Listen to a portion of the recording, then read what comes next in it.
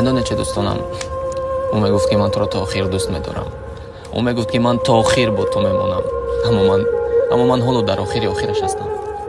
اما اون نیست. ما نیز دوستانمون چشم یاری داشتیم. بزودتر از آن بودن که میپنداشتیم. باور کنید همش رو یکی است.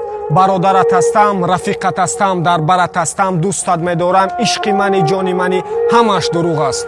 با دنیا و با آدمان دنیا دل نبندید. آخر این سخنها میدونید در کجاست؟ آخر این سخنها در قبرستان است. همان هم زیاد 2 ماه به سر قبرت میآیند و برای همیشگی فراموش میشوی. بله، فراموش میشوی. این است رسم روزگار.